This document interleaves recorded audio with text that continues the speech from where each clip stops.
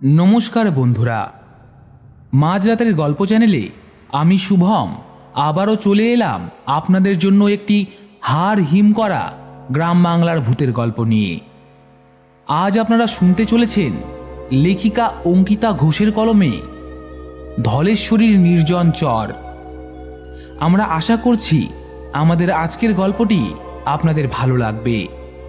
আমাদের আজকের গল্পটি কেমন লাগছে কমেন্ট বক্সে কিন্তু অবশ্যই জানাবেন। গল্পটি ভালো লাগলে লাইক করবেন এবং নিজেদের প্রিয়জনদের মধ্যে শেয়ার করবেন। আর হ্যাঁ, মাঝরাতের গল্প চ্যানেলটিকে সাবস্ক্রাইব করতে কিন্তু ভুলবেন না। আমাদের আজকের গল্পের সূত্রধরের ভূমিকায় রয়েছি আমি শুভম। গল্প পাঠে ও বিলাসের ভূমিকায় রয়েছে বুবাইদা। এছাড়াও বিভিন্ন চরিত্রে রয়েছে সূর্যশঙ্কর, তমাল, অগ্রজ, শঙ্কর, পম্পা, পৌতুষা, সমীর মাঝি। পোস্টার ডিজাইন করেছে বৃষ্টি। সাউন্ড ডিজাইন করেছে AJS স্টুডিও। তাহলে চলুন আর দেরি না করে শুরু করছি লেখিকা অঙ্কিতা ঘোষের কলমে ধলেশ্বরীর নির্জন চর।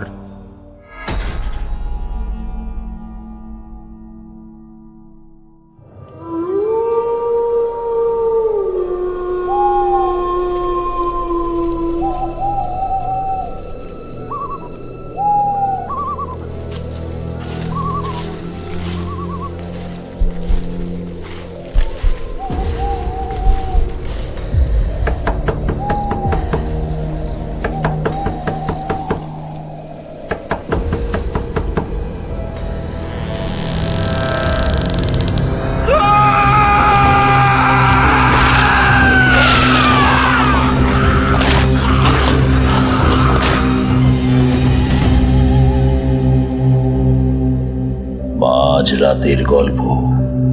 ভয় যদি সত্যির রূপ নিত তবে সেটাই হতো মাঝ রাতের গল্প।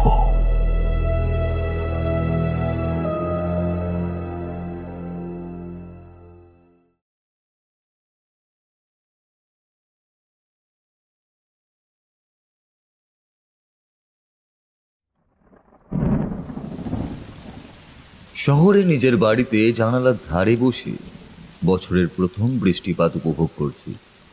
তখনই হঠাৎ মনে পড়ল আমার ছেলেবেলার কথা। তখন আমার সবচেয়ে প্রিয় জায়গা ছিল আমার মামার বাড়ি, বাংলার উত্তরের এক গ্রাম নয়নডাঙ্গা। নদীর কিনারায় ছিল সেই প্রত্যন্ত গ্রাম। ছেলেবেলায় সেই ছোট্ট বাড়িটায় পৌঁছানো মানেই স্বাধীনতার চাবিকাঠি একেবারে হাতের মুঠোয়। দাদু, দিদা, মামা, মামির নির্ভেজাল আদরে সেখানে দিনগুলো আমার বেশ ভালোই কাটত। চারিদিক ছিল ছবির মতো সুন্দর। খোলা মাঠ, কলা বন, বাঁশ বন, পুকুর, ডোবা, সরু মেঠো পথ আর একটা বিশাল নদী যার নাম ছিল ধলেশ্বরী। শহরের যানজট দেখতে দেখতে মন প্রাণ যখন হাঁপিয়ে উঠত, তখনই আমার ইচ্ছে হতো এই নয়নডাঙ্গায় যাওয়ার, বিশেষত বর্ষাকালে। বর্ষাকালের জল কাদায় লোকে যখন বাড়ি থেকে বেরোতে চায় না, আমি তখন যেতে চাইতাম আমার মামার বাড়িতে। তারও একটা কারণ ছিল, ছোট থেকেই আমার ছিল মাছ ধরার বড়ই শখ। নিজে মাছ ধরতে পারতাম না সে কথা ঠিকই, তবে মাছ ধরা দেখতে আমার খুব ভালো লাগতো। মামার বাড়ির গলি পেরিয়ে জেলেপাড়ায় থাকতো আমার দুই বন্ধু, বংশী আর বাপ্পা। ওরা সেই কোন ছোটবেলা থেকে নৌকো চালাতো। আমি ছিলাম শহরের ছেলে, বই আর ব্যাগ নিয়ে বড় হয়েছি, কিন্তু ওরা ছিল প্রকৃতির সন্তান। চোখ বুঝে বাতাস দেখে বুঝে ফেলতো যে ঢেউ কোন দিক থেকে যাবে আর কোন দিকে গেলে মাছ বেশি পাওয়া যাবে। বর্ষাকালে নদী থেকে মাছ ধরার যা আনন্দ, তা আজকালকার শহুরে ছেলেরা বুঝবে না। রাত্রিবেলা মামার বাড়িতে কাউকে না জানিয়ে পাঁচিল টপকে যে কতবার আমি ওদের সঙ্গে নদীতে গেছি তা গুণে বলা যায় না। আমার জন্য বংশী আর বাপ্পা অপেক্ষা করতো বাড়ির সামনে। আমি পাঁচিল টপকে নামতেই তিনজনে মিলে ছুট লাগাতাম নদীর দিকে। তারপর বংশীর নৌকোয় উঠে বসতাম। নৌকোটা নদীর জলে হেলে দুলে যখন এগোতো, আমার মনের মধ্যে উথাল পাথাল শুরু হতো। একটা অদ্ভুত উত্তেজনায় গায়ে কাঁটা দিয়ে উঠত। চারিদিক ভিজে ধুয়ে যাচ্ছে বৃষ্টির জলে, আর আমরা তিনজনে যেন যাচ্ছি জকের ধন উদ্ধার করতে। ওরা আমাকে নিয়ে যেত একটা নির্জন বাঁকে। যেখানে জলের নিচে বড় মাছ পাওয়া যেত। বাপ্পা ছিল মূল চালক। বংশী একাগ্র মনে ছিপ ফেলে বসে থাকতো, আর আমি ওদের মাঝে উৎসুক চোখে অপেক্ষা করতে থাকতাম। চুপ করে বসে থাক আর দেখ কিভাবে আমরা মাছ ধরি। হ্যাঁ রে, নৌকা তো দুলছে কেন রে? আমি কিন্তু ভাই সাঁতার জানি না। আরে কিচ্ছু হবে না, আমরা তো আছি, আমরা তোকে বাঁচিয়ে নেব। তারপরে একের পর এক ঝপাঝপ করে মাছ ধরা, আর পরের দিন বংশী বা বাপ্পার বাড়িতে বসে সেই মাছকে ভেজে খাওয়া। সেই সব দিন আজও বলতে পারি না। শেষ যখন নয়নডাঙ্গায় গিয়েছিলাম তখন আমি ক্লাস 9-এ পড়ি। তারপর থেকেই এতগুলো বছর ঝড়ের মতো কেটে গেছে। স্কুল ফাইনাল পরীক্ষা, পড়াশুনো, স্কুল কলেজের চাপ, অফিস কাছারি, এইসবের মধ্যে সময় কত তাড়াতাড়ি কেটে গেছে তা খেয়াল করিনি। না, এবারে একবার ওখানে না গেলেই নয়।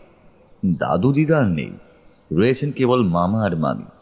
তারা নিঃসন্তান, তাই আমার সেখানে যাওয়ার ইচ্ছেতে তারাও এক বাক্যে সায় দিলেন। ঠিক করে ফেললাম যত তাড়াতাড়ি সম্ভব রওনা দেব নয়নডাঙ্গার উদ্দেশ্যে। অফিস থেকে বেশ কয়েকদিনের ছুটি নিয়ে ব্যাগপত্র গুছিয়ে নিলাম। তারপর এক রবিবার দেখে রওনা দিলাম।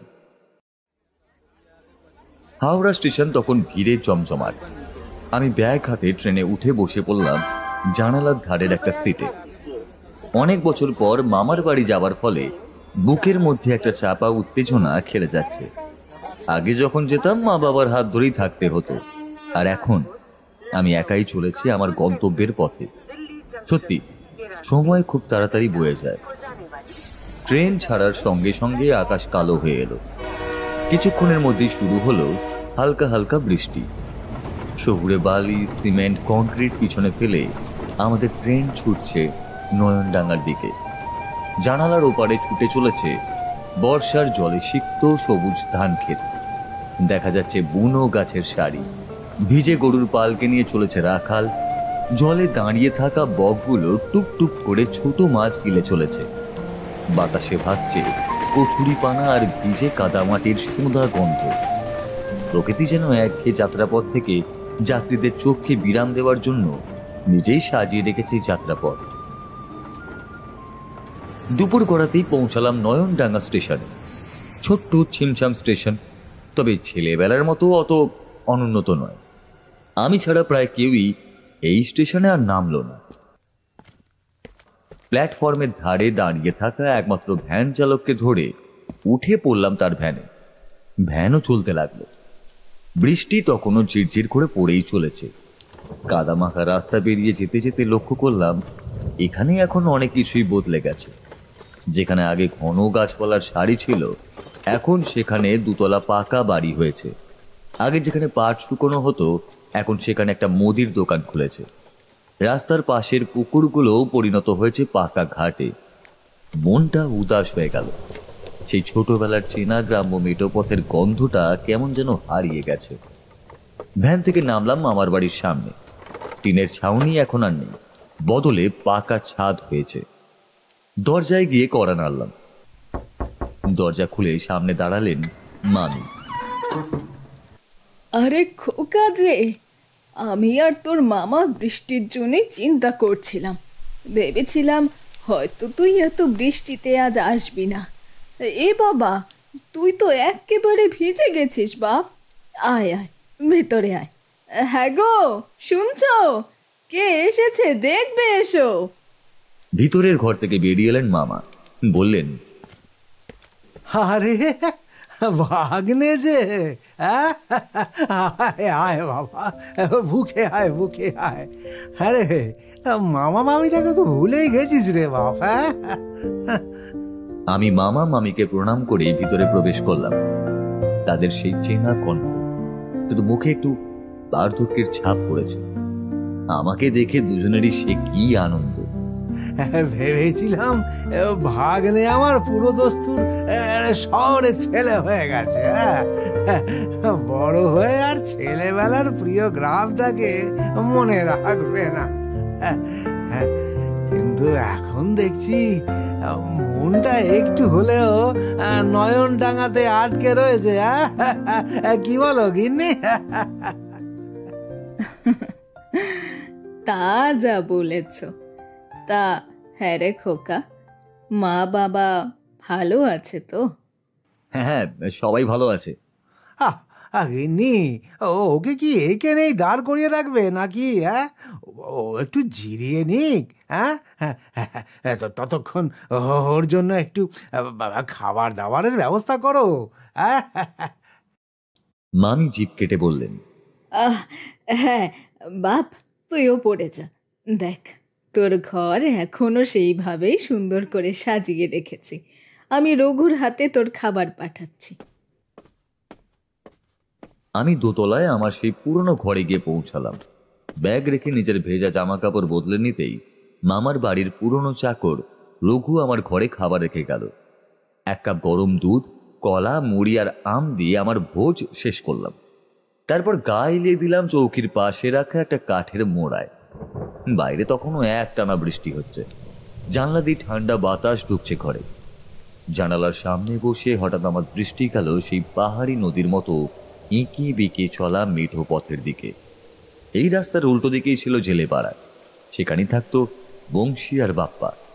আমার মনে অনেক প্রশ্ন ধরা দিল। ওরা কি এখনো মাছ ধরে, নাকি অন্য কোনো কাজ করে? আচ্ছা, ওরা কি এখনো এই গ্রামেই থাকে, নাকি অন্য কোথাও? একটা ইচ্ছে তীব্র হয়ে উঠল আমার মনে। যাওয়া উচিত, এখনই খুঁজে দেখা উচিত আমার সেই দুজন বন্ধুকে। তবে এত বৃষ্টিতে না গিয়ে আমি অপেক্ষা করলাম বৃষ্টি একটু ধরার। ছোটবেলার মতো বৃষ্টির মধ্যে কাদা মেখে পড়ার ইচ্ছে আমার আর এখন নেই। এখন হাত পা ভাঙলে ছোটবেলার থেকে কষ্টটা একটু বেশি হবে। বিকেল গড়িয়ে সন্ধে নামলো। বৃষ্টি নেই, তবে আকাশে এখনো কিছু মেঘ রয়েছে। বাতাস শান্ত।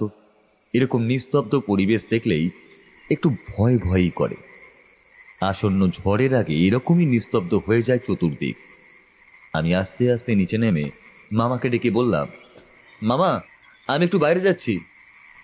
এখন মানে এখানে তুই আবার কোথায় যাবি রে? বংশী আর বাপ্পাকে মনে আছে তোমার?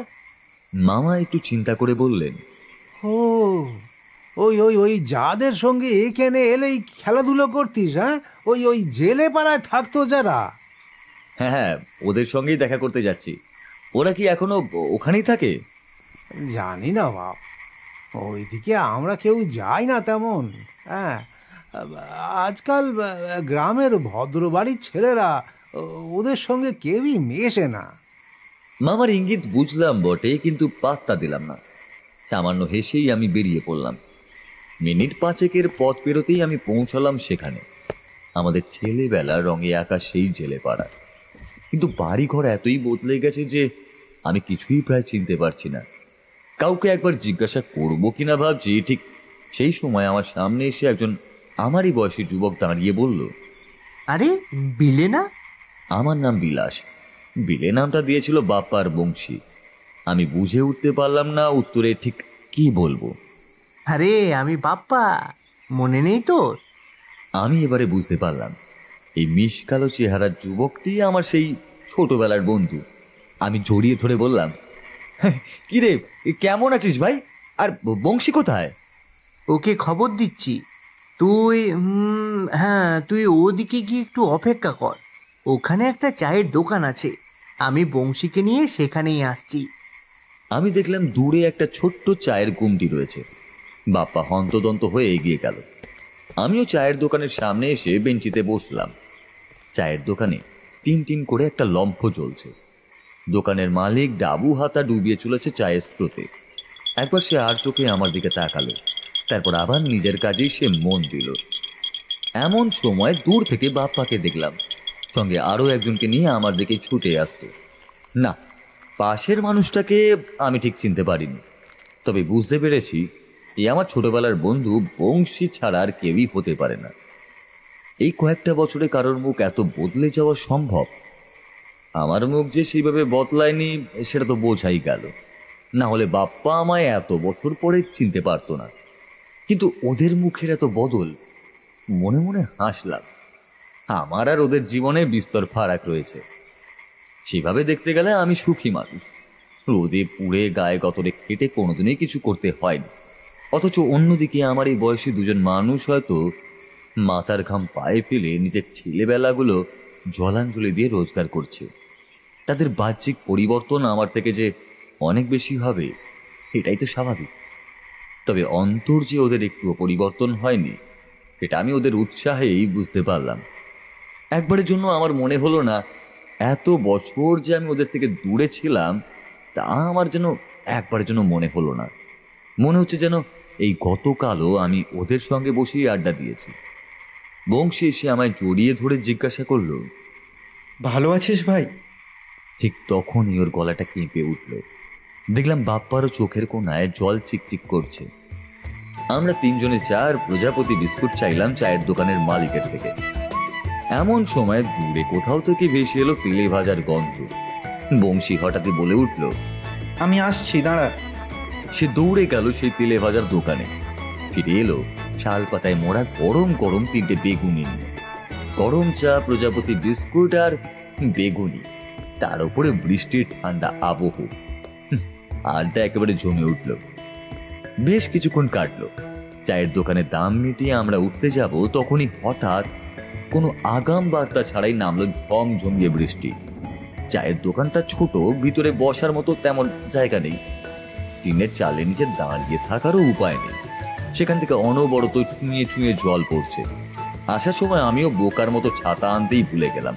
আমার সঙ্গে শুধু আছে পলিথিনে মোড়া একটা 5 ব্যাটারির টর্চ, যেটা কোনো কাজেই লাগবে না। বংশী আর বাপ্পা অনেকক্ষণ থেকেই একে অপরের দিকে তাকাচ্ছে, যেন কিছু বলতে চাইছে আমায়, কিন্তু বলতে পারছে না। আমি অবশেষে জিজ্ঞাসা করলাম, এই তোরা কি কিছু বলবি? হ্যাঁ, মানে এই বৃষ্টিতে দাঁড়িয়ে না থেকে তুই চাইলে আমাদের কুটিরে গিয়ে বসতে পারিস। ওর কথা শেষ হওয়ার আগেই বাপ্পা হেসে বলল, এই বংশী চুপ কর। ও কি আর আমাদের মতো? ও এখন বড় অফিসার মানুষ। সেই ছেলেবেলাটি আর নেই। ও কিনা বসবে আমাদের মতো জেলের কুটিরে। তুই পারিস বংশী। এর চেয়ে ভালো তুই একটু অপেক্ষা কর, আমি আমার ছাতাটা তোকে এনে দিচ্ছি। কথাটা আমার বুকে একটু খচখচি করে উঠল। বললাম, আরে কেন বসবো না ভাই? আগেও তো কতবার বসেছি ওই ঘরে। তোর মা কত কি না রান্না করে খাইয়েছে আমায়, আজও বসবো, চল আমায় নিয়ে চল। এই কথার পর বংশী আর বাপ্পা যেন হাঁপ ছেড়ে বাঁচল। দুজনেই একসঙ্গে বলল, চল তাহলে, আজ তোকে নিয়ে একটা ফিস্টি হবে। খিচুড়ি আর মাছ ভাজা, সেই ছোটবেলার মতন। আজ? কিন্তু মামা মামিকে তো আমি কিছুই বলে আসিনি রে, শুধু বলেছি তোদের সঙ্গে দেখা করেই চলে আসবো। চাপ নিস না তুই। কালিয়াকে তোর বাড়ির ঠিকানা বলে পাঠিয়ে দিচ্ছি, ও গিয়ে বলে আসবে তুই আজ রাতে ফিরবি না। কালিয়া অর্থাৎ বাপ্পার ছোট ভাই। বাপ্পা ওকে সব বুঝিয়ে দিতেই কালিয়া বলল, আরে হ্যাঁ রে বাবা, হ্যাঁ আমি সব বুঝে গেছি। আর এই বলেই সে ছুটে চলে গেল। আমরা কাদা রাস্তা ধরে কিছুটা এগিয়ে যেতেই পৌঁছলাম বংশীর বাড়ি। টালির ছাদ, পোড়ামাটির দেওয়াল নিয়ে গঠিত ছোট্ট গ্রাম্য বাড়ি। বংশীর মা বাবা দুজনেই গত হয়েছেন বছর 2 আগে। বউ আছে, কিন্তু সে এখন পোয়াতি, তাই বাপের বাড়িতে গেছে। বাড়ির ভিতরে ঢুকে দেখলাম বাড়ির চাল থেকে জল ছুঁয়ে ছুঁয়ে পড়ছে। ঘরের মধ্যে কোথাও কলসি, কোথাও বালতি বা কোথাও গামলা রাখা হয়েছে সেই জল ধরে রাখার জন্য। বংশী কিছুটা অপ্রস্তুত হয়েই পড়ল। এসবের মধ্যে আমাকে নিয়ে আসতে ও যেন ভীষণ লজ্জাই পাচ্ছে। আমি ওকে হেসে বললাম, আরে আমার কলকাতার বাড়িতে এর থেকে বেশি জল পড়ে রে। 100 বছরের পুরনো বাড়ি আমাদের, চুন ঝরছে, সুরকি পড়ছে। আরে একবার গিয়েই দেখ না আমার বাড়িতে, তখনই তোরা বুঝতে পারবি। ওরা হেসে ফেলল। মাটির দাওয়ায় অপেক্ষাকৃত শুকনো একটা জায়গায় আমি বসলাম। ওরা দুজনে উনুনে আগুন জ্বালিয়ে শুরু করলো রান্না। চাল আর ঘিয়ের ঘ্রাণ তখন ঘর জুড়ে ছড়িয়ে পড়েছে। খিচুড়ি ফুটছে, আর পাশেই একটা কড়াইতে মাছ ভাজা হচ্ছে। রান্না বান্না শেষ হলে আমরা খেতে বসলাম। বৃষ্টিটাও একটু কমেছে, দূর থেকে মেঘের গর্জন আসছে কানে। খাওয়া শেষে আমরা একে একে বিড়ি ধরালাম। টালি থেকে জল পড়ার এক টুকটাক শব্দের মাঝেই আমাদের মধ্যে এক মুহূর্তের জন্য নীরবতা নেমে এলো। ঠিক তখনই বাপ্পা বলল, বল তো আজ রাতে কি করা যায়? কত বছর পরে আবার আমরা তিনজনে একসাথে হয়েছি। ঘুমিয়ে ঘুমিয়ে রাত কাটিয়ে দেব, ভাবলে কেমন একটা লাগছে। হ্যাঁ রে, কত বছর বিলের সামনে দাঁড়িয়ে মাছ ধরি না। এই বিলে যাবি না কি আবার সেই ছেলেবেলার মতো? নাকি এখন আর সেই ইচ্ছেটাও নেই? আমি কোনো দ্বিধা না করেই বললাম, যাব না মানে 100 বার যাব, 1000 বার যাব, কিন্তু এই বৃষ্টি। বৃষ্টি তো এখন ঝিরঝির করে পড়ছে। ছোটবেলায় তো এর থেকেও বেশি বৃষ্টিতে আমরা নদীতে যেতাম, তা মনে নেই? আমরা তিনজনেই তৈরি হয়ে নিলাম। গভীর রাতেই তিনজনে ছুটে বেরিয়ে পড়লাম বৃষ্টি মাথায় নিয়ে। পৌঁছালাম নদীর কাছে। রাতে ধলেশ্বরীর রূপ যেন একেবারেই অন্যরকম। নদীর জল নিঃশব্দে বয়ে চলেছে, আকাশে মেঘ ছেয়ে আছে, মাঝে মাঝে বিদ্যুৎ চমকালে নদীর বুকটা চকচক করে উঠছে। আমরা তিনজন একটা বড় নৌকায় উঠে বসলাম। নৌকাটা হেলে দুলে ওঠানামা করছে ঢেউয়ের তালে। বংশী পাটাতনে দাঁড়িয়ে বইটা হাতে নিল, বাপ্পা সামনের দিক সামলালো, আর আমি মাঝখানে বসে ওদের নৌকা চালানোর পরিণত কায়দা দেখে চললাম। নৌকোটা ধীরে ধীরে জলের বুক চিরে এগোতে লাগলো। চারপাশে নিস্তব্ধতা, শুধু বইটার ছল ছল শব্দ। কি যে অনুভূতি হচ্ছিল তা বলে বোঝাতে পারবো না। কিছু দূর গিয়ে বাপ্পা বলল, এখানে থাম, এই জায়গাটা ভালো। আগে তো আমরা এখানেই বসে ছিপ ফেলতাম। নৌকো দাঁড় করিয়ে বংশী বলল, এখন তো জাল ছাড়া মাছ ধরা চলে না, কিন্তু আজ অনেক দিন পর ছিপ হাতে নিয়েছি, দেখা যাক কিছু উঠবে কি না। কেঁচো আর টোপের কৌটো বের করে ওরা ছিপের মুখে আটকে ছিপ জলে ফেলল। নদীর পৃষ্ঠে বৃষ্টির ফোঁটা ফোঁটা শব্দ পড়ছে, তার মধ্যেই আমরা চুপ করে বসে আছি। হাওয়া বাড়ছে, গা শিরশির করে উঠছে মাঝে মাঝে। বিদ্যুতের ঝলক, মেঘের গর্জন সবই উত্তরোত্তর বৃদ্ধি পাচ্ছে। না রে, গতিক ভালো নয়। চল আমরা ফিরে যাই, মনে হচ্ছে ঝড় উঠবে। বাপ্পার কথা শেষ হওয়া মাত্রই হঠাৎ করে বৃষ্টির প্রকোপ বেড়ে গেল। আকাশ যেন ছিঁড়ে পড়ল আমাদের মাথার ওপর। জলের ধারা এত ঘন হয়ে নামতে লাগলো যে চোখের সামনে ঠিকভাবে কিছুই দেখা যাচ্ছিল না। তার সঙ্গে উঠল দমকা হাওয়া। নৌকো প্রচণ্ড দুলতে শুরু করলো। ছোটবেলার সেই সাহসটা যেন কোথাও হারিয়ে গেছে। আজ আমি অনুভব করলাম বুকের ভেতর এক অজানা আতঙ্ক। আমার ভয় পাওয়া দেখে বাপ্পা আর বংশী, যারা এতক্ষণ স্বচ্ছন্দে ছিল, তারাও একটু অস্বস্তি বোধ করলো। আরে কি কি কি হচ্ছে সব? বংশী চিৎকার করে বলে উঠল, এটা কোন দিক ভাই? আমরা কেউ তো এদিকে আগে আসেনি। চারিদিকে শুধু জল, অন্ধকার আর মেঘের গর্জন। ঠিক তখনই বিদ্যুতের এক ঝলকে আমার চোখে পড়ল দূরে নদীর বুক চিরে উঠে দাঁড়ানো এক চর। অন্ধকারে প্রায় মিশে যাওয়া সেই চরটি হঠাৎই চমকে দিল আমায়। ওই দেখ, ওখানে একটা চর আছে। আমি চেঁচিয়ে উঠলাম। আমি আঙুল তুলে ওদের দেখালাম। অদ্ভুত ব্যাপার হলো এই যে আমাদের নৌকো সেই অজানা চরের দিকে নিজে নিজে এগিয়ে চলেছে। জলের তোড়, বৃষ্টির ঘনত্ব আর ঝড় বৃষ্টির রাতের গভীরতা মিলিয়ে সবকিছু যেন এক অজানা জগতে টেনে নিয়ে চলেছিল আমাদের। অবশেষে প্রচণ্ড নাজেহাল হয়ে আমরা পৌঁছলাম সেই চরে। নৌকো নিজে নিজেই ঘাটে লাগলো। বৃষ্টি তখন আরো তোড়ে নেমে এসেছে। আমরা নৌকা থেকে নামলাম কাদামাটির চরের ওপর। চারিপাশ অন্ধকার। কাদার ওপর দাঁড়িয়ে আমরা ঠকঠক করে কাঁপছি। এমন সময় হৃদয় বিদীর্ণ করার মতো মেঘের গর্জন ও বিদ্যুতের ঝলকে আমার বুক আরো কেঁপে উঠল। না রে, এতদিন ধরে আমি নৌকা চালাচ্ছি, বাপের জন্মে এই চরে আসিনি। ঠিকই বলেছিস, এই চর আমারও চেনা নয়। আরে লোকের বসতি তো দূরের কথা, কোনো শিয়াল কুকুর কিছুই তো চোখে পড়ছে না। কোথাও বাঁশ ঝাড়, কোথাও বড় বড় কাক গাছ, কোথাও কদম গাছ ছাড়া আর কিছুই চোখে পড়ছে না। আচমকা একটা প্রবল বাজ পড়ল। আমাদের পায়ের তলার জমি থরথর করে কেঁপে উঠল। না রে, এখানে আর থাকা উচিত নয়। এমন একটা বাজ মাথায় এসে পড়লেই সব শেষ। চল, আমাদের পালাতে হবে। কিন্তু যাব কোথায় বল? ঠিক সেই সময় বাপ্পা আমাদের থামিয়েই বলল, ওই দেখ, ওইদিকে একটা বাড়ি না? আমরা ওর আঙুল বরাবর তাকিয়ে দেখলাম চরের একপাশে গাছের ফাঁক গলে দেখা যাচ্ছে একটা ভাঙা চোরা বাড়ি। চল, আর কিছু না হোক ওখানে একটা ছাদ তো আছে, অন্তত বৃষ্টিটা থেকে বাঁচা যাবে। তিনজনে দ্রুত পা চালালাম সেই অজানা বাড়ির দিকে। বৃষ্টির কাদা, জলের স্রোত, গাছের ফাঁক দিয়ে ছুটে চলেছি আমরা, ঠিক যেন কোনো অজানা ডাকে সাড়া দিয়ে ছুটে চলেছে তিনজন পথিক, যাদের একটা বর্ষণমুখর রাত ফেলে দিয়েছে ভাগ্যের নতুন বাঁকে, অজানা পথে। এবারে আমরা স্পষ্ট দেখতে পেলাম ওটা কোনো বাড়ি নয়, ঘন গাছগাছালির আড়ালে দাঁড়িয়ে আছে একটা পুরনো ভাঙাচোরা মন্দির। জীর্ণ দরজাটা একটা দিক থেকে ভেঙে পড়েছে, আর একটা দিক আধ খোলা। প্রবেশপথের দুপাশে কোণঠাসা দুটি পাথরের স্তম্ভ, যাদের গায়ে নানান অলঙ্করণ রয়েছে। দেওয়াল জুড়ে শ্যাওলা, লতা ও গুল্মের আস্তরণে ঢাকা পড়ে গেছে পুরনো নকশাগুলো। আমরা প্রবেশ করলাম মন্দিরের ভিতরে। ছাদের একাংশ ভেঙে পড়ে মেঝেতে ছড়িয়ে ছিটিয়ে রয়েছে খণ্ড খণ্ড ইট ও পাথরগুলো। মন্দিরের গর্ভগৃহের দরজা ভাঙা, কিন্তু ভিতরে অদ্ভুত এক গাম্ভীর্য ও ছায়া, যেন শত বর্ষ ধরে কেউ নিঃশব্দে শুয়ে আছে সেখানে। বহুদিন কারো পা পড়েনি এখানে। সে তো বোঝাই যাচ্ছে, আমরাই তো এই চরের কথা জানতাম না, তাহলে আসবই বা কি করে? এখানে তো কোনো বাড়ি ঘরও নেই, একেবারে নির্জন চর।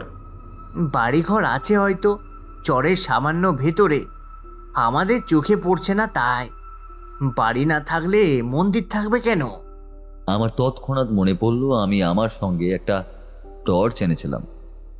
তাড়াতাড়ি পকেট থেকে পলিথিনে মোড়ানো টর্চটা বের করে চালালাম। দেখলাম গর্ভগৃহের মধ্যে এক কোণে পড়ে আছে পাথরের লম্বা একটা খণ্ড। প্রথমে বুঝতে না পেরে বাপ্পা সেটা হাতে নিল। আমি টর্চের আলো ফেললাম পাথরের খণ্ডটার ওপরে। দেখলাম ওটা আসলে একটা দেবীর বিগ্রহ। দেবীর চেহারা ছোট কিন্তু অপার্থিব, চোখ দুটো খোলা, মাথায় বিশাল এক জটা, তার ঠিক মাঝখানে এক গোল চাঁদের মতো চিহ্ন। দেবীর চারটি হাত, ওপরের দিকের এক হাতে জালের মতো কিছু একটা রয়েছে, আর এক হাতে রয়েছে ছিপ। নিচের দিকের একটা হাতে মাছ, আর অন্য হাতে অভয় মুদ্রা। পায়ের কাছে খোদাই করে লেখা আছে কয়েকটা সংস্কৃত অক্ষর। আমি নিজে সংস্কৃত ভালোই বুঝতে পারি, কলেজ পাসের সাবজেক্ট হিসাবেও পড়েছি। এছাড়া আমার বাবা নিজেই সংস্কৃতের অধ্যাপক ছিলেন। আমি খোদাই করা অক্ষরগুলোর দিকে ঝুঁকে পড়ে ভালো করে দেখে বললাম, মীনাক্ষী চূড়া। বৃষ্টি তখনও একটানা পড়েই চলেছে। ঘন ঘন বিদ্যুৎ আর বজ্রপাতের আলো আঁধারিতে মন্দির কেঁপে কেঁপে উঠছে।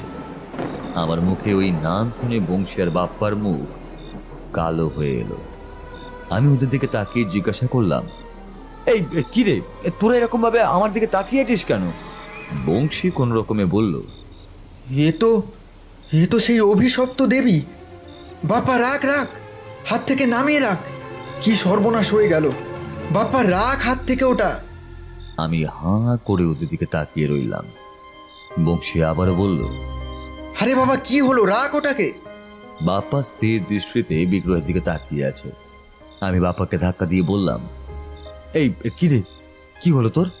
বংশী এবারে খানিকটা বিরক্ত হয়ে বাপ্পার হাত থেকে বিগ্রহটা নিয়ে নিচে নামিয়ে রেখে দিল। তারপর বাপ্পার হাত ধরে আমায় এই ঘর থেকে বেরোনোর জন্য ইশারা করল। আমরা গর্ভগৃহের পাশে একটা ঘরে গিয়ে প্রবেশ করলাম। আমি কিছুই বুঝতে পারছিলাম না, বাপ্পা হঠাৎ এমন চুপ করে গেল কেন। ওর স্থির দৃষ্টিটা দেখে আমার বুকের ভিতরটা হালকা ধুকপুক করছিল। বংশীও বেশ কিছুক্ষণ চুপচাপ ছিল। ওদের চোখে মুখে অদ্ভুত একটা আতঙ্ক খেলা করছে। হাওয়ায় ওদের জামা কাপড় সরে যাচ্ছে, চুল এলোমেলো হয়ে যাচ্ছে, কিন্তু ওরা নড়ছে না। দুজনে তাকিয়ে আছে মাটির দিকে। ওদের মুখ শুকিয়ে কাঠ, ঠোঁট কাঁপছে, ঘাড় নিচু, যেন মনের ভিতরে কোনো সাংঘাতিক হিসেব মেলছে না। আমি বিস্ময়ের সঙ্গেই ওদেরকে জিজ্ঞাসা করলাম, এই কি হলো, তোরা তো চুপচাপ কেন? ওরা দুজনে একে অপরের দিকে তাকালো। ওদের চোখে যেন 1000 বছরের ভয়। ওদের অভিব্যক্তি দেখে স্পষ্ট মনে হচ্ছে কোনো এক ভয়ানক লুকোনো ইতিহাস আজ ওদের সামনে এসে দাঁড়িয়েছে। এই চরের নাম আমরা ছোটবেলায় শুনেছিলাম, কিন্তু আমরা জানতাম এই চর ডুবে গেছে। আমার বাপ ঠাকুরদাও এই চর কোনোদিন দেখেনি, তাহলে আজ? আমি ঘাবড়ে গেলাম। ডুবে গেছে? তাহলে? এটাই তো মিলিয়ে উঠতে পারছি না বিলে। এই পথে আমরা এতবার এসেছি, কিন্তু এই চর কোনো দিনও তো দেখিনি। তবে আজ? আমি ব্যস্ত হয়েই বললাম, আমাকে একটু পরিষ্কার করে বলবি এসব কি বলছিস? আমি তো কিছুই বুঝতে পারছি না। আর ওই দেবীর বিগ্রহকে অভিশপ্তই বা বলছিস কেন? ওকে পুরো ব্যাপারটা বল বংশী, না হলে ও বুঝতে পারবে না। কিন্তু এখানে দাঁড়িয়ে এইসব কথা না বলে আমাদের কি এখান থেকে পালিয়ে যাওয়া উচিত নয়? ওই বিগ্রহ তুই ধরে ফেলেছিস, তারপরও কি আমাদের এখানে থাকা উচিত হবে? বাপ্পা কথাটা শুনে খ্যাক করে উঠল। কি করে পালাবি বংশী? এত বৃষ্টিতে নৌকো নিয়ে যাব কি করে? আর বাইরে কত বাজ পড়ছে, দেখতে পাচ্ছিস না? বংশী দীর্ঘ নিঃশ্বাস ফেলে একটা কোণে বসে পড়ল। আমিও বসলাম ওর সামনে। বাপ্পা আমাদের পাশেই একটা জানালার ধারে দাঁড়িয়ে বাইরে তাকিয়ে রয়েছে। আমি ফিসফিস করে আবারও সেই প্রশ্নই করলাম, আরে ব্যাপারটা কি একটু বল না আমাকে।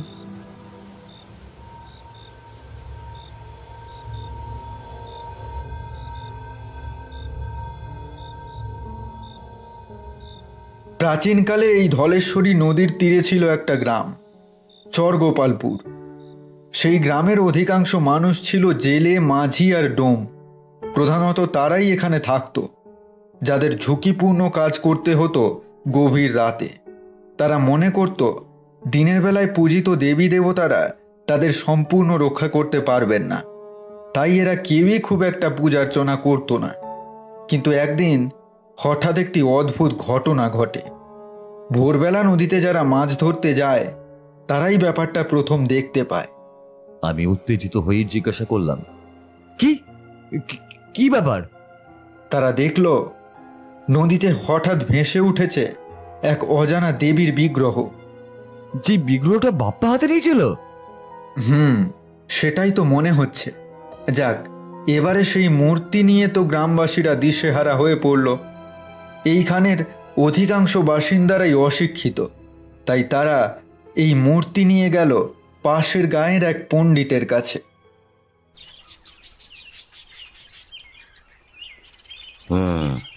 এই দেবীর নাম মীনাক্ষী চূড়া। মূলত এই দেবীকে রাতেই পূজা করতে হয়। এই নামের কোনো দেবীর নাম তো আগে কোথাও আমি শুনিনি। ওরাও শোনেনি। পণ্ডিত মশাই জানিয়ে দিলেন এই দেবীর পূজা হয় কেবল অমাবস্যার রাতে। ব্যাস, এই শুনে গ্রামবাসীদের চোখে ঝিলিক খেলে গেল। রাতের দেবী, অর্থাৎ রাতে তাদের বিপদ আপদ থেকে এই দেবী নিশ্চয়ই উদ্ধার করতে পারবে। তার উপর দেবীর হাতে মাছ, মাছের জাল, বড়শি, এসব দেখে ওদের দৃঢ় বিশ্বাস হলো যে এই দেবী তাদেরই রক্ষা করতে নিজে নিজেই এখানে ভেসে এসেছেন। পণ্ডিত ওদের এই দেবীকে পুজো করার কিছু নিয়ম বলে দিলেন, যেমন অমাবস্যার রাতে চাল, শুটকি মাছ, যে কোনো প্রাণীর তাজা রক্ত নৈবেদ্য হিসেবে এই দেবীর কাছে অর্পণ করতে হবে। এই দেবীর পুজোর কোনো নির্দিষ্ট মন্ত্র নেই, কেবল একটাই নিয়ম, এই দেবীকে প্রতিষ্ঠা করার পর কোনো নারী ছাড়া অন্য কেউ এই মূর্তি ছুঁতে পারবে না। এমনকি নৈবেদ্যটুকুও কোনো নারীকেই দিতে হবে। কোনো পুরুষ যদি এই বিগ্রহ ছুঁয়ে ফেলে এবং এই মূর্তির চোখে চোখ রাখে, তাহলে তার মৃত্যু নিশ্চিত। কথাটা বলা মাত্রই বাপ্পা টান টান স্বরে বলল, যদি এটাই হয় তাহলে কি আজ আমরাও, আমিও? আমি আন্দাজ করলাম বাপ্পা ভীষণ ভয় পেয়েছে। ওকে সামলানোর জন্য বললাম, ধুর গাদা, কোন জন্মের কথা এসব? এখনো কি ভাঙা মন্দিরে সেই দেবী জেগে বসে আছেন নাকি পুরুষ মানুষদের ক্ষতি করবেন বলে? কিন্তু আমার মনে একটা অন্য প্রশ্ন ওকে দিচ্ছে, এই দেবী কি এখানে মন্দির বানিয়ে প্রতিষ্ঠা করার পর এমন কি হলো যে দেবী অভিশপ্ত হয়ে গেলেন? অনেক বছর আগে চরগোপালপুরে একদল ডাকাত হানা দিয়েছিল। মাঝরাত তখন, চারিদিক ঘুটঘুটে অন্ধকার আর নিস্তব্ধ। গ্রাম লুট করতে এসে প্রথমেই ডাকাত দলের দৃষ্টি পড়ল মীনাক্ষী চূড়ার মন্দিরের ওপর। তারা ভাবল আর বাকি 5টা মন্দিরের মতোই এই মন্দিরেও নিশ্চয়ই গয়নাগাটি টাকা পয়সা থাকবে। এই ভেবে তারা ঠিক করলো গ্রাম লুট করার আগে তারা মন্দির লুট করবে। যেমন ভাবা তেমন কাজ। মন্দিরের দরজা ভেঙে ঢুকে পড়ল তারা। রাতে মন্দিরের ভেতরে মশাল জ্বালানো থাকতো। এছাড়া গর্ভগৃহের দরজা চেপে বন্ধ করা থাকতো, সেই দরজাও ভাঙা হলো। ওরা দেখল গর্ভগৃহের ঠিক মাঝে প্রদীপের ক্ষীণ আলোয় দেখা যাচ্ছে একটি নারী বিগ্রহ, দেবী মীনাক্ষী চূড়া। তার দুই চোখ যেন বিদ্ধ করছে অন্ধকারকে। ডাকাত সর্দার এগিয়ে এসে বিগ্রহ ধরে একপাশে সরিয়ে এদিক ওদিক গয়না খোঁজার চেষ্টা করল, কিন্তু গয়নাগাটি তো কিছুই নেই। ঠিক তখনই একটা ঠান্ডা হাওয়ার ঝাপটা ঘরের ভেতর ঢুকে পড়ল। দেওয়ালে জ্বালানো মশালগুলো নিভে গেল একে একে। এমন সময় বিগ্রহের দুই চোখ লাল হয়ে জ্বলে উঠল এবং হঠাৎ করেই বিগ্রহের ভেতর থেকে বেরিয়ে এলো এক ছায়ামূর্তি। ডাকাতদের মধ্যে একজন ভয় পেয়ে চিৎকার করে ছুটে বেরিয়ে গেল মন্দির থেকে। বাকিরাও ওর পেছন পেছন বেরোতে গেল, কিন্তু ওদের মুখের ওপর গর্ভগৃহের দরজা বন্ধ হয়ে গেল। যে বেঁচে বেরিয়েছিল সে গ্রামের লোকেদের সেখানে ডেকে আনলো, কিন্তু মেয়েরা কেউ রাতের বেলা গর্ভগৃহের দরজা খুলে ডাকাতদের বের করতে রাজি হলো না। পরের দিন তারা যখন দরজা খুলল তখন দেখা গেল ডাকাত দলের একজনও কেউ বেঁচে নেই। প্রত্যেকের ক্ষতবিক্ষত শরীর গর্ভগৃহে ছড়িয়ে ছিটিয়ে পড়ে রয়েছে। নৃশংসভাবে হত্যা করা হয়েছে সেই ডাকাতদের। রক্তে ভিজে গেছে গর্ভগৃহের মাটি। মীনাক্ষী চূড়ার গোটা দেহ থেকে বিচ্ছুরিত হচ্ছে রক্তবর্ণ অগ্নিময় আভা। সেই আলো ছড়িয়ে পড়েছে মন্দিরের প্রত্যেক কোণে। এই লাল আভা কোনোদিনও গ্রামের কেউ দেখেনি। প্রত্যেকেই বুঝল মন্দিরের নিয়ম ভাঙার জন্য দেবী রুষ্ট হয়েছেন। আবার পুজোর ব্যবস্থা করা হলো দেবীকে তুষ্ট করার জন্য, কিন্তু আর কোনো পুজো, আর কোনো প্রার্থনা দেবী মীনাক্ষী চূড়ার ক্রোধ প্রশমিত করতে পারেনি। মীনাক্ষী চূড়ার গায়ের রং লাল হয়ে রয়েছে দেখে গ্রাম জুড়ে ছড়িয়ে পড়েছিল অজানা আতঙ্ক। ভীত সন্ত্রস্ত হয়ে আমি বংশীকে জিজ্ঞাসা করলাম, কি ধরনের আতঙ্ক? গ্রামের যেসব মেয়েরা সেই সময় পোয়াতি ছিল তাদের এক রাতে একসাথে হঠাৎ গর্ভপাত হয়ে যায়। জানা যায় তাদের শরীরের ভ্রূণগুলো নাকি পচে গেছে। শুধু তাই নয়, আরও কাণ্ড আছে। দেবীর অভিশাপে 5-6 বছরের শিশুরা একা একা নদীর দিকে হেঁটে চলে যেত এবং নদীতে ঝাঁপ দিয়ে দিত। নদীতে যারা মাছ ধরতে যেত তারা কেউ বেঁচে ফিরত না। শ্মশানে মরা মানুষকে পোড়ানো যেত না। যতই আগুন দেওয়া হতো দেখা যেত মরা আর পুড়ছে না। শেষ অবধি গ্রামের লোকেরা ঠিক করল এই দেবী নিশ্চয়ই কোনো অপয়া অশুভ দেবী।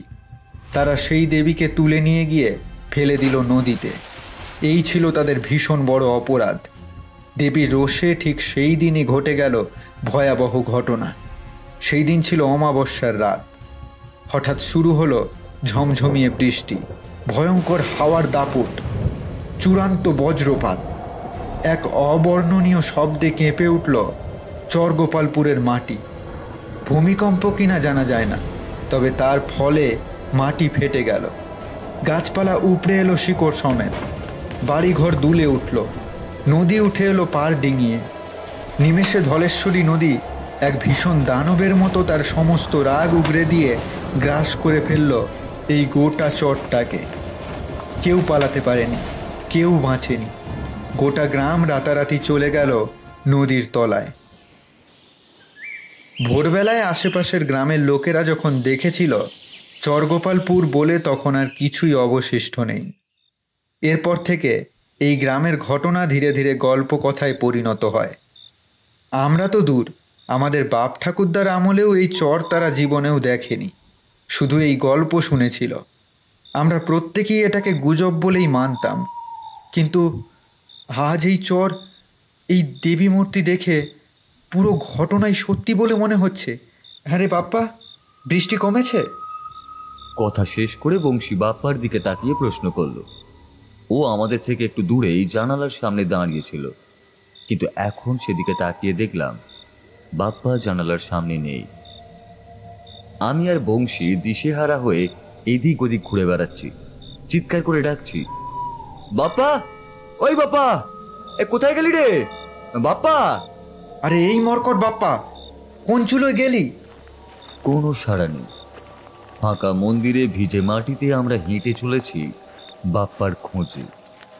জলের চপচপ শব্দে যেন মনে হচ্ছে কেউ পেছনে হাঁটছে। আমি আমার টর্চ জ্বালিয়ে কোনো কোনাই বাদ দিলাম, কিন্তু বাপ্পা সে কোথাও নেই। ও যদি দরজা দিয়ে বেরোতো তাহলে আমাদের চোখের সামনে দিয়ে ওকে যেতে হতো।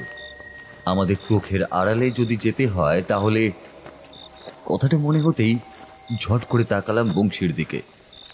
সে কেমন ফ্যাকাশে মুখ করে দাঁড়িয়ে রয়েছে। আমি যা ভেবেছি ও নিজেও সেটাই ভেবেছে। আমাদের দৃষ্টি বিনিময় হতেই বংশী ধীরে ধীরে মাথা নাড়ল। আমরা দুজনেই বুঝে গিয়েছি বাপ্পা নিশ্চয়ই গর্ভগৃহের ভিতরেই প্রবেশ করেছে।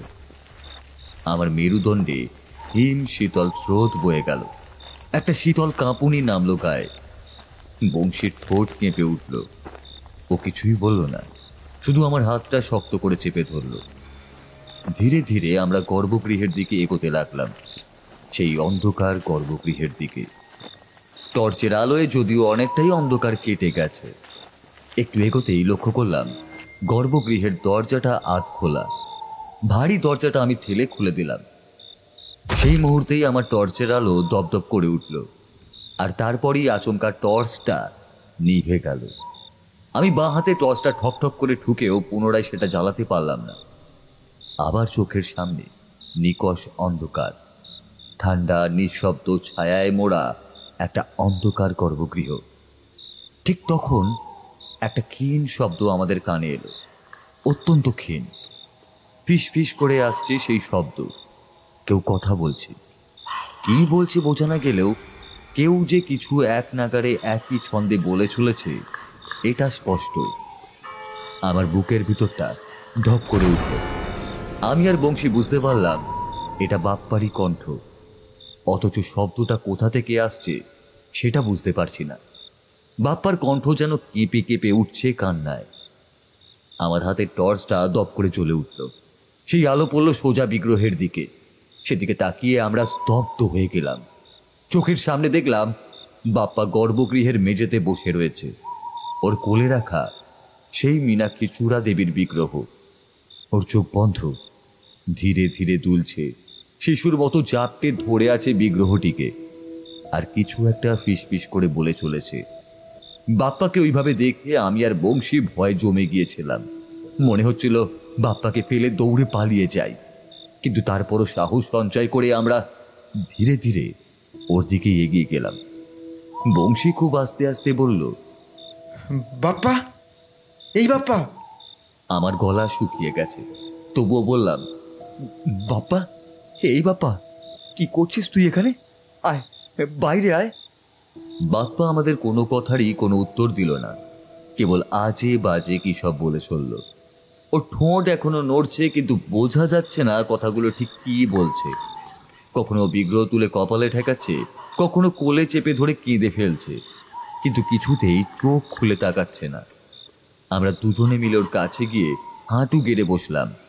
আমি ওর কাঁধে হাত রাখতেই ওর চোখ মেলে তাকালো। ওকে দেখেই আমার বুকের মধ্যে চলমান হৃৎপিণ্ড আচমকাই থেমে গেল। বংশী আর্তনাদ করে উঠল। ওর চোখ দুটো সম্পূর্ণ লাল, কোথাও কোনো মনের চিহ্ন মাত্রও নেই।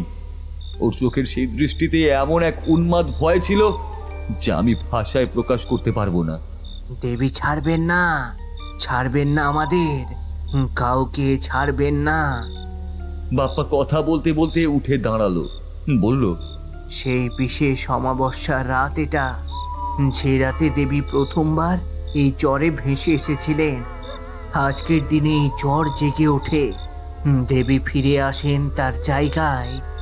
এই রাত তাকে কেউ ছুঁতে পারে না, কেউ না। আর আমরা তো ছুঁয়েছি দেবীকে। আমি ছুঁয়েছি, বংশী ছুঁয়েছে, শুধু বিলে ছুঁয়েনি। এই বিলে, যা যা, তুই পালিয়ে যা এখান থেকে। আর বংশী, দেখিস তুই এবারে আমাদের মরণ হবেই, মরণ হবেই, হবেই। আমি গম্ভীর স্বরে জিজ্ঞাসা করলাম, তোকে এসব কথা কে বলেছে? বাপ্পা তখনও বিগ্রহটিকে আরো শক্ত করে ধরে আমার দিকে মুখ নামিয়ে বলল, এই যে এই দেবী বলেছেন আমায়, দেবী তো আমায় ডাকলে, তাই তো আমি এলাম এখানে। তোরা তখন বসে বসে গল্প করছিলি। দেবী আর কি বলেছে তোকে? এই তো এই আবার বললেন, এই তো বলছেন। দাঁড়া দাঁড়া, আমায় শুনতে দে। বাপ্পা নিজের কান দেবীর মুখের কাছে নিয়ে গিয়ে কিছু শুনল, তারপর অত্যন্ত স্বাভাবিক কণ্ঠেই বলল, দেবী বলল, দেবী তোদের পেছনে দাঁড়িয়ে আছেন ছায়া হয়ে। কথাটা শোনা মাত্রই আমি আর বংশী পিছন ফিরে তাকালাম। টর্চের আলোয় স্পষ্ট দেখলাম একটা কালো ছায়ামূর্তি ছুটতে চলে গেল। তার পায়ের নুপুরের ঝুনঝুন শব্দও স্পষ্ট শুনলাম। ব্যাপারটা দেখে আমি প্রায় মাথা ঘুরে পড়েই যাচ্ছিলাম। ইতিমধ্যেই বংশী বলল, বাজ পড়ুক, বৃষ্টি পড়ুক, নদীতে ডুবে মরি তাও ভালো, কিন্তু এখানে আর এক মুহূর্তও নয়। ঠিক বলেছিস বাপ্পা, হাতের মূর্তি রাখ আর আমাদের সঙ্গে চল। বাপ্পার চোখে লাল ভাবটা হঠাৎই উধাও হলো। তারপর সে পাগলের মতো হাসতে শুরু করলো। বিগ্রহ আঁকড়ে ধরে বলল, না না না না না না না, আমি কোথাও যাব না। আমায় দেবী নিয়ে যাবেন, আমায় যে দেবী নিয়ে নেবেন। দেবী বলেছেন উনি আমার রক্ত নৈবেদ্য হিসেবে গ্রহণ করবেন। বংশী এবারে চিৎকার করে বলে উঠল, ওরে ছোট লোক ছেলে, মারবো একটা থাবড়া, চল এক্ষুনি, না হলে এখানেই পচে মর। ও পাগল হয়ে গেছে বংশী, আমি ওকে ধরে নিয়ে বেরোচ্ছি। বংশী আমায় বাঁধা দিয়ে বলল, না তুই যাস না, আমি একবার মূর্তি ছুঁয়েছি, আমার যদি কিছু হওয়ার থাকে হবে, তুই তো প্রাণে বাঁচবি। আমি কিছু বলার আগেই বংশী বাপ্পার কাছে গিয়ে ওর গালে একটা চড় বসিয়ে দিল। তারপর ওর হাত থেকে মূর্তি রেখে দিয়েই ওর হাত ধরে আমরা দৌড় দিলাম। গর্ভগৃহ ছেড়ে বেরিয়ে আমরা যখন মন্দিরের ভাঙাচোরা দরজাটার কাছে গেলাম, তখন দরজাটা আমাদের সামনে দড়াম করে বন্ধ হয়ে গেল। ভাঙা দরজা ওভাবে বন্ধ হতে পারে সেটা আমি স্বপ্নেও কল্পনা করতে পারিনি। কে বলবে এই দরজা একটু আগেই ভাঙা ছিল? আমি আর বংশী দরজার ওপারে কিল ঘুষি লাথি কিছুই আর বাদ দিলাম না, তবুও দরজা খুলল না। বাপ্পা ইতিমধ্যে মাটিতে বসে হো হো করে হাসতে শুরু করেছে। এমন সময় আমার হাতের টর্চটা আবারও নিজে থেকে নিভে গেল। চোখের সামনে আবারও ঘুটঘুটে অন্ধকার। আমি আর বংশী পাশাপাশি ছিলাম। আলো নেভার সঙ্গে সঙ্গে ও আর আমি একে অপরের হাত ধরে নিলাম। কিন্তু বাপ্পা হঠাৎই উঠে দাঁড়িয়ে বলল, আমায় দেবী ডাকছেন, আমায় দেবী ডাকছেন, ডাকছেন আমায়। আসছি, আমি আসছি। বলেই ও কোনো দিকে একটা ছুটে চলে গেল। দেখতে না পেলেও বুঝলাম ও আবার গর্ভগৃহের দিকেই গেল। আমার মনে হচ্ছে বাপ্পাকে ওই দেবী বশ করেছে, ওকে এখান থেকে বের করে নিয়ে পালানো অসম্ভব। আমি ফ্যাল ফ্যাল করে তাকিয়ে রইলাম। বললাম, আমরাই বা এখান থেকে কিভাবে বেরোবো বংশী? বাপ্পা কি বললো শুনলি না? আজকের এই অমাবস্যার রাতে এই চর জেগে উঠেছে। এই রাতে নাকি দেবী ভেসে এসেছিলেন নদীর স্রোতে। তবে কি আজ রাতটা কেটে গেলে আবার এই চর আবার নদীর গর্ভে ডুবে যাবে, আমাদেরকে সাথে নিয়েই?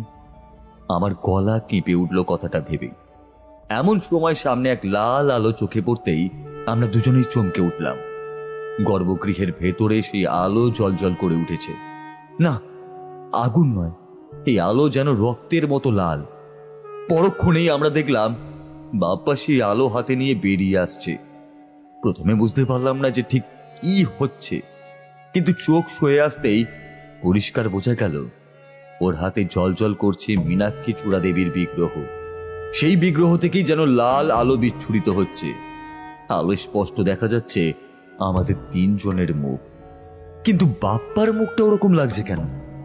ওর চোখে মুখে যেন নেমে এসেছে এক অবর্ণনীয় আধার। বাপ্পা মূর্তিটা মাটিতে রেখে কাঁদতে কাঁদতেই বলল, দেবী, দেবী রেগে গেছেন রে। এবারে এবারে কি হবে? ঠিক সেই মুহূর্তেই আমার দৃষ্টি গেল বাপ্পার মাথার উপর। সেদিকে কিছু একটা সরসর করে নড়ছে। আমার মুখ থেকে কোনো শব্দ বেরোনোর আগেই একটা কালো ছায়া মূর্তি ঝাঁপ দিল বাপ্পার উপর। এক নারী মূর্তি, যার শরীর ধোঁয়ার মতো কালো ছায়া দিয়ে তৈরি হয়েছে। মুখ থেকে বেরোলো একটা বিশাল লকলকে জিভ, যা সাপের মতো বিঁধে ফেললো বাপ্পার গলা। বাপ্পা হাত পা ছুড়ে নিজেকে বাঁচাতে চাইছিল, কিন্তু ওর গলা থেকে কোনো আওয়াজই আর বেরোচ্ছিল না। আমি কিছুক্ষণ পাথরের মতো দাঁড়িয়ে রইলাম। আমার চোখের সামনে আমার বন্ধুকে এরকম ভাবে মারা হচ্ছে, অথচ আমরা কিছুই করতে পারছি না। বংশী আমার হাত ধরে টান মারলো। আমি ওর দিকে তাকাতেই ফিসফিস করে ও বলল, চল, আমাদের পালাতে হবে। ভাঙা মন্দিরের সামনের দিকটাই কেবল ভাঙবে সেটা তো হতে পারে না। নিশ্চয়ই পিছন দিকের অবস্থাও জরাজীর্ণ। সেই দিকেই চল, কোনো রাস্তা সেখানে নিশ্চয়ই আছে। বাপ্পার নিথর দেহটা মাটিতে পড়ে যাওয়ার আগেই সেই ছায়ামূর্তি ওর বুকের উপরে বসে পড়ল। তারপর নিজের লম্বা নখগুলোর গলায় গিঁথে দিল। বেরিয়ে এলো রক্তের ফিনকি। এবারে সেই ভয়ানক মূর্তি নিজের দুর্দমনীয় ক্ষুধা নিবারণের জন্য বাপ্পার গলায় নিজের জিভ ডুবিয়ে এক নিঃশ্বাসে শো শো করে টেনে চলল রক্ত। আমার গা গুলিয়ে উঠল, পেট পাকিয়ে বমি হওয়ার উপক্রম হলো। বংশী তখন আমায় টেনে নিয়ে চলল অন্যদিকে। মন্দিরের চারপাশ ভাঙাচোরা, কোথাও পাথর ছড়িয়ে, কোথাও বা মাটি চাপা পড়ে গেছে। ঠিক তখনই এক কোণ থেকে বাজ পড়তেই বিদ্যুতের ঝলক আমাদের চোখে পড়ল। সেদিকে এগিয়ে যেতেই দেখলাম দেওয়ালে একটা এক মানুষ লম্বা ফাটলের সৃষ্টি হয়েছে। অনায়াসে সেই ফাটল গলে আমরা বেরিয়ে যেতে পারতাম। বংশী একবার আমার দিকে তাকালো, আমিও মাথা নাড়লাম। পিছনে তখন শোনা যাচ্ছে রক্ত চোষার কর্কশ শব্দ। তুই বেরিয়ে পড় আগে। আমিও তাই করলাম। আমি ফাটল গলে খুব সহজেই বাইরে মাটিতে এসে পড়লাম, কিন্তু বংশীর চেহারা আমার থেকে ভালো। ও বেরোতে গিয়েই মাঝপথে আটকে গেল। আমি ওকে টেনে বের করার চেষ্টা করে চলেছি। এমন সময় মন্দিরের ভিতর থেকে একটা শব্দ ভেসে আসছে, মেয়ে মানুষের ক্রুদ্ধ কণ্ঠে। লালসা, ক্ষোভ, প্রতিশোধ মিশলে যেমন শব্দ হয়, ঠিক সেই রকমই শব্দ। আমার মনে হয় ও আসছে। বিলে, আর বাঁচা হলো না আমার। তুই তুই পালা। আমি ভীত কণ্ঠেই বললাম, কোথায় যাব আমি? আমি কি নৌকো চালাতে পারি নাকি? তুই চেষ্টা না করলে আমরা কেউই তো আর বাঁচবো না। প্রচন্ড বাজ পড়ছে। সেই বিদ্যুতের ঝলকে বংশী কিছু একটা দেখে পাথর হয়ে গেল। আমি ওর দৃষ্টি অনুসরণ করেই দেখলাম, বিদ্যুতের তীব্র ঝলকানিতে চোখ ঝলসে গেল আমার। সেই আলোর ছটায় সামনের দৃশ্য দেখে এক মুহূর্তের জন্য আমার পুরো দেহে ঠান্ডা স্রোতের মতো কিছু বয়ে গেল। সেই ছায়া মূর্তিটা এখন স্পষ্ট, একেবারে বংশীর ঠিক পাশেই দাঁড়িয়ে। তার শরীর যেন ধোঁয়া দিয়ে কাঁথা, গায়ে কোনো কাপড় নেই, পা দুটো শূন্যে ভাসছে। তার ধোঁয়াটে মুখে চোখের স্থানে দুটো বিশাল গহ্বর দেখা যাচ্ছে, যেখান থেকে নির্গত হচ্ছে লাল আলো। সেই চোখেই প্রকাশ পাচ্ছে অবর্ণনীয় ক্রোধ ও রক্ত পিপাসা। লম্বা মোটা সাপের মতো জিভ নেমে এসেছে বুক পর্যন্ত। এবারে যেন সে ফিসফিস করে হেসে উঠল। তার অদৃশ্য মুখ থেকে ভেসে এলো কুকুরের কান্নার মতো একটা শব্দ। আমার সম্বিত ফিরতেই আমি একটা হ্যাচকা টান দিলাম বংশীর হাত ধরে। ও চিৎকার করে পড়ল মন্দিরের বাইরের কাদা মাটিতে। দেখলাম সেই ছায়া মূর্তি সেই ফাটল দিয়ে আমাদের দিকে তাকিয়েই একটা অদ্ভুত হাসির মতো শব্দ করে উঠল, যেন বলতে চাইছে,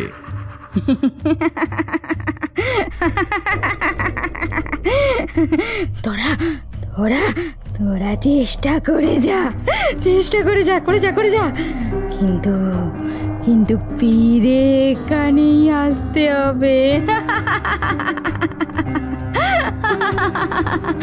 এখানেই আসতে হবে।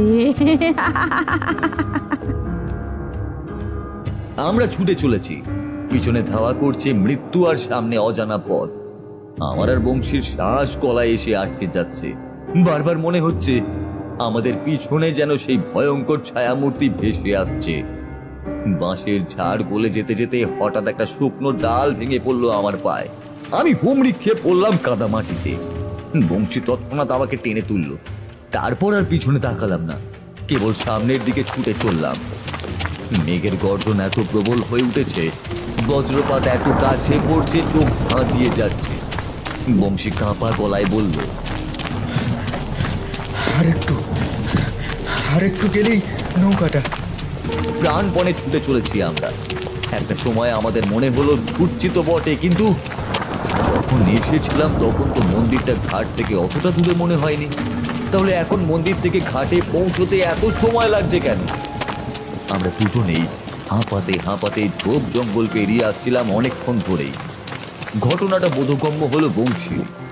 ও থেমে গিয়ে হঠাৎ পিছনে তাকিয়ে এক আর্তনাদ করে উঠল, ওই মন্দিরটা। আমি স্তম্ভিত হয়ে পেছনে ফিরলাম, আর যা দেখলাম তা দেখে আমার পিঠ বেয়ে ঠান্ডা জলের স্রোত নেমে গেল। আমরা যেখানে ছিলাম সেখানেই আছি। সেই ভাঙা মন্দিরটা এখনো আমাদের ঠিক পেছনেই, খুব বেশি দূরে নয়। অর্থাৎ আমরা এতক্ষণে একটুও এগোইনি, একই জায়গায় ঘুরে ঘুরে মরছি। এই চর যেন আমাদেরকে আটকে রেখেছে এক ভয়ঙ্কর গোলক ধাঁধায়। এই নদীর চর, এই মন্দির, এই অমাবস্যার রাত, সব এক অদৃশ্য ঘূর্ণিপাকে বেঁধে রেখেছে আমাদের। আমরা জমে গেছি দেবীর অভিশপ্ত গণ্ডির ভিতরে। ও আমাদের যেতে দেবে না রে, ও ছাড়বে না। আর তখনই মনে হলো বৃষ্টির আওয়াজের মধ্যেই কার যেন হাসির শব্দ ভেসে এলো আমাদের কানে। আমি দেখলাম বংশীর মাথার ওপরে ভেসে উঠেছে একটা ছায়ামূর্তি, ঠিক যেমন বাপ্পার মাথার ওপরে ঘুরতে দেখেছিলাম। আমার কিছু বুঝে ওঠার আগেই সেই ছায়া দু হাত বংশীর মাথার দুপাশে রেখে মুখটার মুখের একেবারে কাছে নিয়ে এলো। আমি হতবাক হয়ে দাঁড়িয়ে আছি। ছায়ামূর্তির জিভটা বেরিয়ে সে সাপের মতো বংশীর গালে বুলিয়ে দিল। বংশীর মুখ এক ঝটকায় কেঁপে উঠল। ও যেন নিজেই নিজের শরীরের ওপর নিয়ন্ত্রণ হারিয়ে ফেলেছে। ছায়ামূর্তির শরীর থেকে এক ঝলক কালচে ধোঁয়া বংশীর মুখে ঢুকে গেল। চোখ দুটো সাদা হয়ে গেল মুহূর্তেই। ওর ঠোঁট ফাঁক হয়ে বেরিয়ে এলো শ্বাসরুদ্ধ কিছু শব্দ। এবারে সেই মূর্তি নিজের লকলকে লম্বা জিভ বংশীর গলা জড়িয়ে নিল। বংশী চিৎকার করতে গিয়েও করতে পারল না। এক লম্বা চাপা গোঙানির পর বংশী মাটিতে লুটিয়ে পড়ল। ছায়ামূর্তি তখনও ঝুঁকে আছে ওরই ওপর। এবারে তার লম্বা নখ সে ঢুকিয়ে দিল বংশীর গলায়। ফিনকি দিয়ে বেরিয়ে এলো রক্ত। ছায়ামূর্তি সেই রক্ত পান করতে শুরু করলো। আমি তখনও নড়তে পারছি না, চোখ বড় বড় করে তাকিয়ে আছি সেই নৃশংস দৃশ্যের দিকেই। হঠাৎই কেঁপে উঠলো আমার পায়ের তলার মাটি। দেখলাম মাটি ফাটতে শুরু করেছে। চারপাশে শুরু হয়েছে ভয়ঙ্কর কম্পন। চরটা যেন ধীরে ধীরে নদীর জলে ডুবে যাচ্ছে। আর আমি এতক্ষণ পাথরের মতনই দাঁড়িয়েছিলাম, কিন্তু এবারও দাঁড়িয়ে থাকলে আমাকে মরতেই হবে। ছুটলাম, জানি না কোথায় যাব, তবুও প্রাণপণে ছুটে চললাম। মেঘের গর্জন, বিদ্যুৎ ঝড় সবকিছু যেন আমাকে আটকে দিতে চাইছে। এমন সময় আমার দৃষ্টির সামনে এলো সেই কাঙ্ক্ষিত নৌকোটা। নিমেষের মধ্যেই আমার সাহস বেড়ে গেল।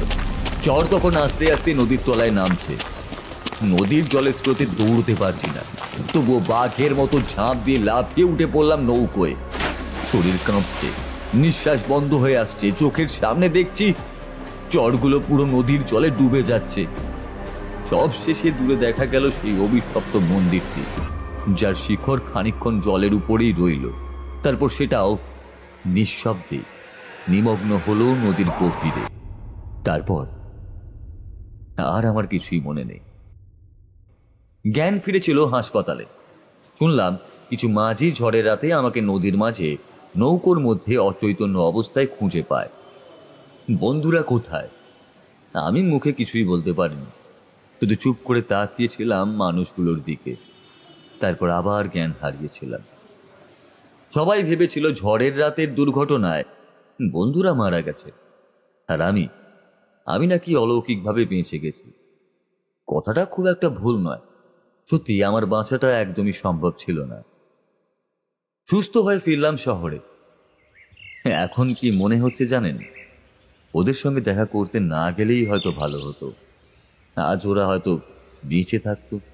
আমি না গেলে ওরা তো আর নৌকো নিয়ে সেই রাতে বেরোতো না। গলার ভিতরে গুমোট একটা যন্ত্রণা হয়তো রয়ে যাবে আজীবন ধরে। যে সম্পর্ক সময়ের সঙ্গে সঙ্গে প্রাকৃতিক নিয়মে ঝাপসা হয়ে যায়, তাকে জোর করে ঘেঁটে স্পষ্ট করতে যাওয়ার কোনো দরকার নেই। কখনো কখনো প্রকৃতির নিয়মের বাইরে কিছু করতে যাওয়া মানে বিপদ।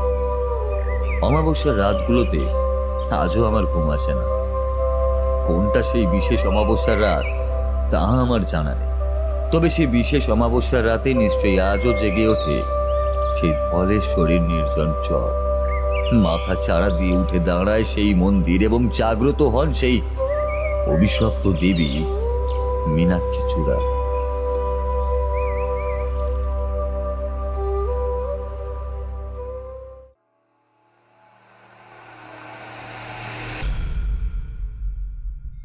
আপনারা এতক্ষণ শুনছিলেন লেখিকা অঙ্কিতা ঘোষের কলমে ধলেশ্বরীর নির্জন চর।